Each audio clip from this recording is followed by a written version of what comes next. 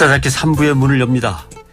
세월호 유가족들의 곁을 지키고 계신 르뽀 작가를 오늘 이 자리로 모셨습니다. 지금까지 언론들도 세월호 유족들의 이런저런 소식들을 전달은 해왔습니다만은 오랜 시간 가족들의 곁을 변함없이 지키면서 한마음이 되어서 한몸이 되어서 기록하고 전달하는 건 참 언론이 했던 일과는 차원이 다른 것 같습니다. 안산시민기록위원회 작가기록단에 소속돼 계신 르뽀 작가 김순천 씨가 옆에 나와 계십니다. 네, 김 선생님 반갑습니다. 어서 오십시오. 네, 반갑습니다. 네, 제가 안산시민기록위원회 작가기록단 이렇게 소개를 했는데 이건 어떻게 만들어진 조직입니까? 세월호 사건 나고요. 예. 그러니까 시민들이, 뜻이 있는 시민들이 마음이 좀 아파가지고 뭐라도 해보겠다 싶어가지고 그 시민기록위원회로 모였거든요. 네. 그래서 그 안에 이제 사진 찍는 친구분들, 그다음에 이제 글을 쓰는 작가단들, 그다음에 그 학자들, 구술 학자들. 기록하는 네. 학자들. 아마 구술 기록에 관한 전국적인 분들이 다 모였다고 해도 과언이 예. 아니고, 예. 그러니까 영상단 이렇게 해서 모였어요. 김 선생님은 본래 이제 저희가 알기로는 정규직 노동자나 철거민들, 네. 대기업에서 뭔가 해고된 갈 곳 없는 노동자 이런 분들을 만나서 이제 그들의 이제 소외받은 사람들의 이야기를 전해주신 작가였는데 이제 영상 또는 학술 또는 글쓰기 중에서 이제 글쓰기 분야를 맡고 계신 모양이군요. 네, 예. 네. 그러면 유가족들을 계속 만나면서 그들의 이야기를 이제 기록해 나가는 겁니까? 네, 그렇습니다. 몇 분을 만나신 것 같습니까, 지금까지? 그러니까 이렇게 짧게 길게 말씀을 이렇게 나눴던 분들 전부 합치면 한 5, 60명 좀 됩니다. 그 정도. 네. 사실 기자들도 접근해서 이야기를 끌어내기가 쉽지 않거든요. 아마 작가분이라고 하더라도 네. 쉽게 마음을 열고 있는 얘기 없는 얘기를 다 털어놓기는 쉽지 않았을 것 같은데요.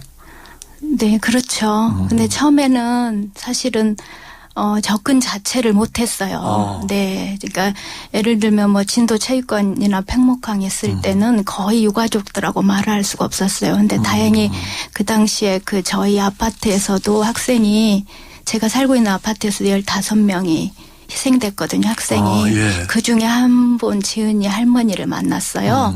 그분하고밖에 이야기를 못했고 다른 분들은 고통 가운데 있기 때문에 감히 말을 못 꺼냈는데 이제 안산에 올라와서 제가 분향소에 기록위원회가 차려졌거든요. 예. 사무실이. 거기가 어디냐면은 바로 그 유가족 대기실, 분향소 유가족 대기실 뒤편이에요. 근데 이제 제가 날마다 거의 나가가지고 그 유가족 분들이 좀 이렇게 쉬는 휴게실 같은 데가 있거든요.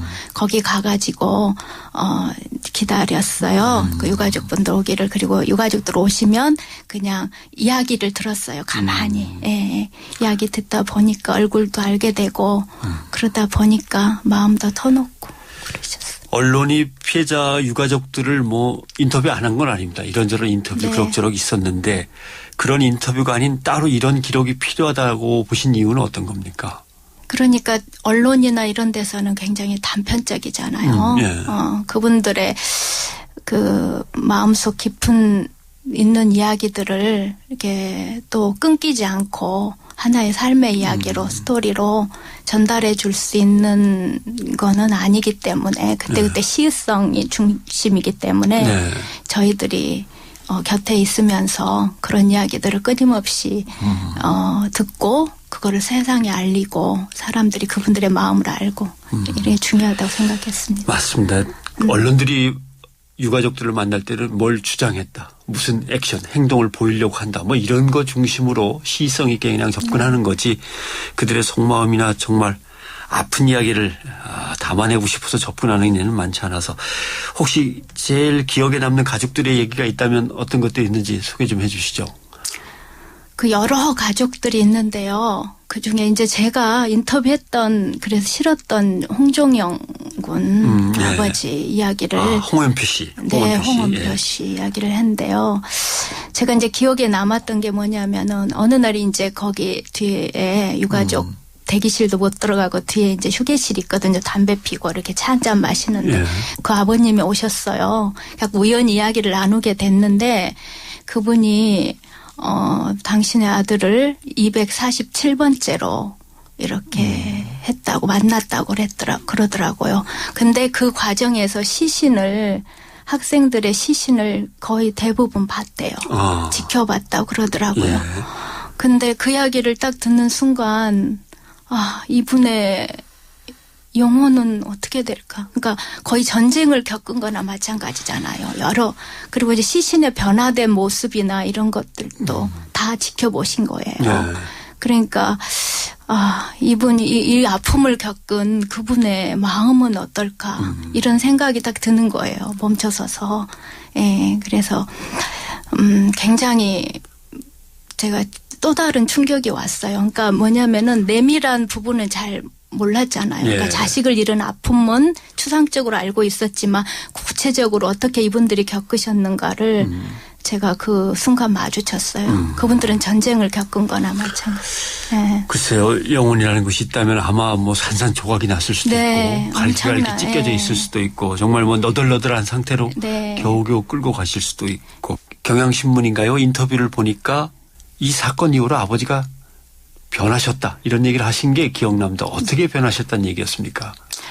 그러니까 아버님이 일단은 너무 많은 봉사자들이 자신에게 많은 것들을 주었고 예, 그러니까 자기가 상상할 수 없을 정도로 많이 받았대요.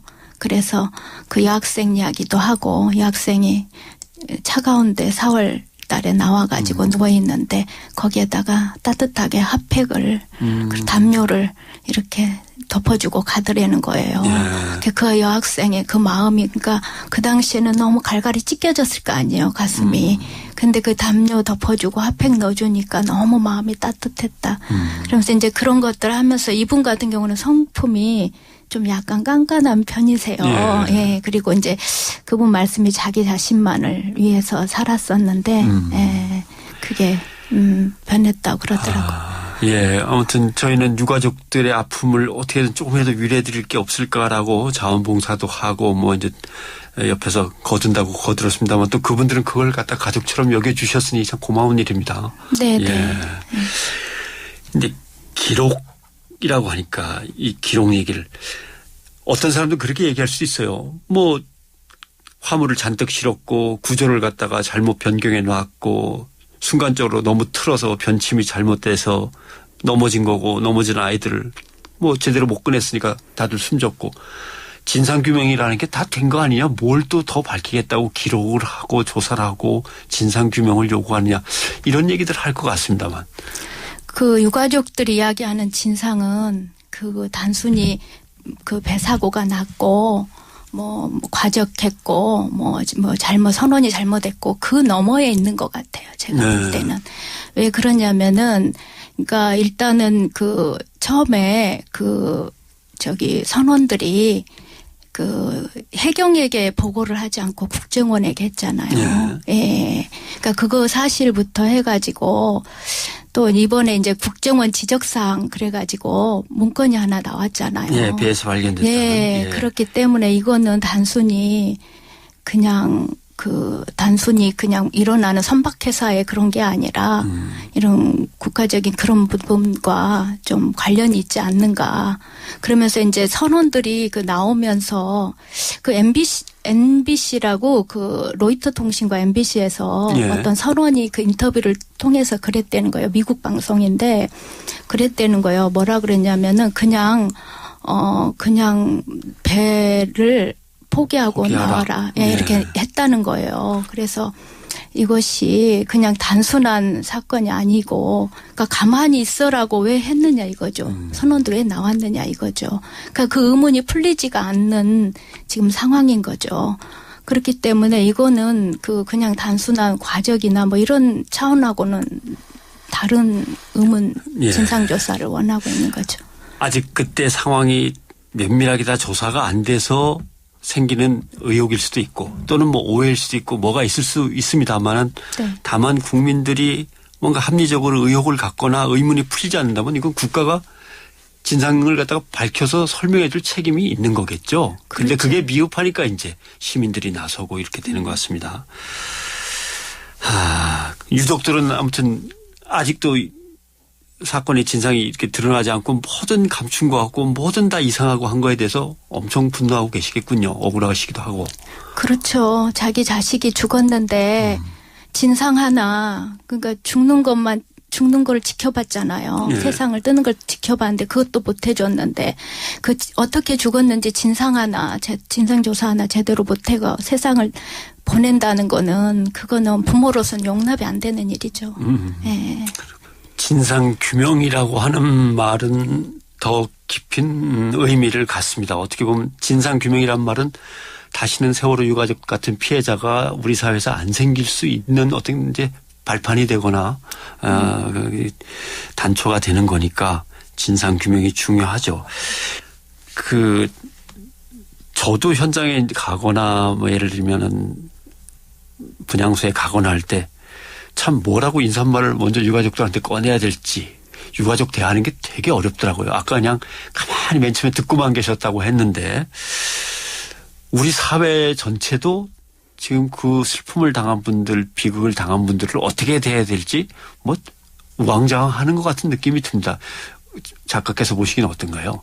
아들이 죽었는데 예를 들면 철수 엄마 옛날에는 그렇게 불렀는데 예.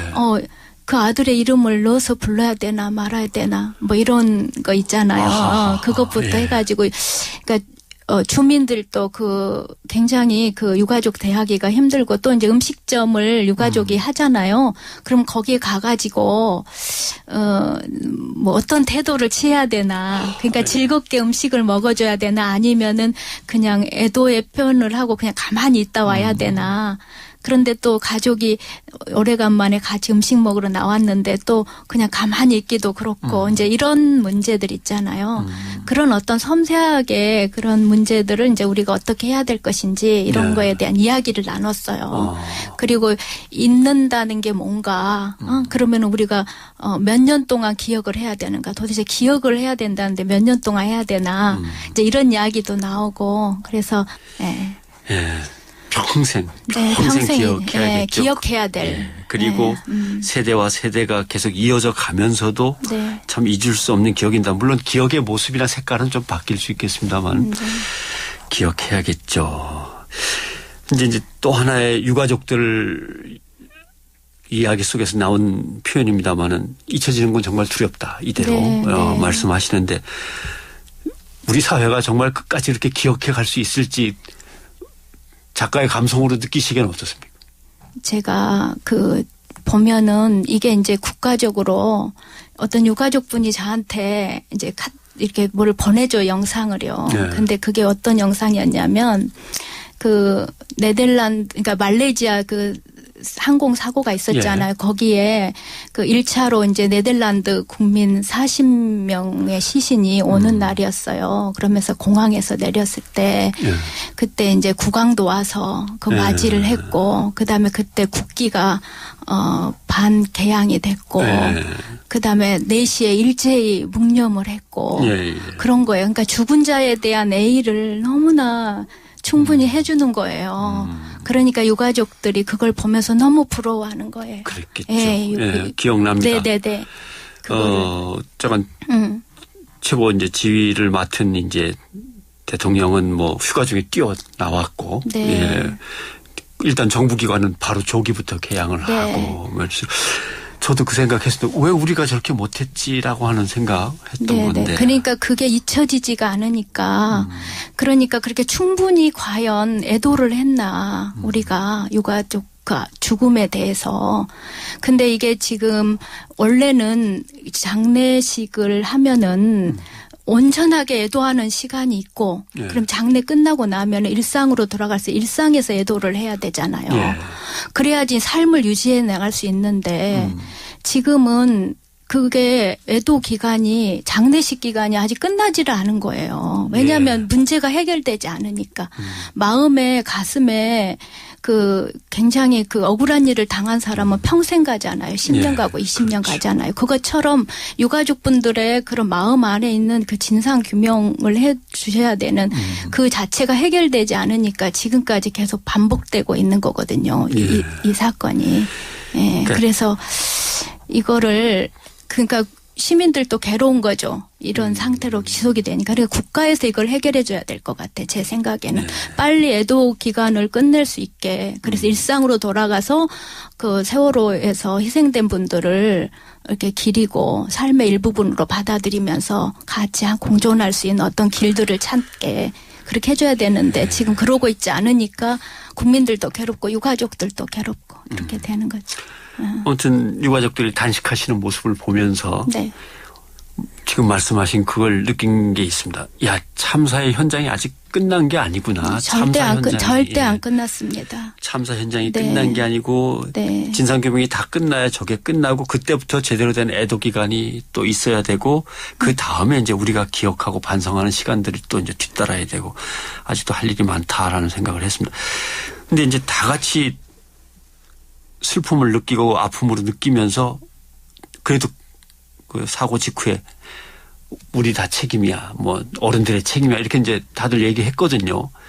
근데 그 책임을 느꼈다면 뭔가 세상이 변해야 되는데 세상이 과연 지금 변하고 있는 거냐라고 하는 데는 다들 이제 의문을 갖고 있는 사람들도 있고 이제는 뭐 정상으로 돌아가자라고 하는 사람도 있는데 어떻게 생각하시는지요?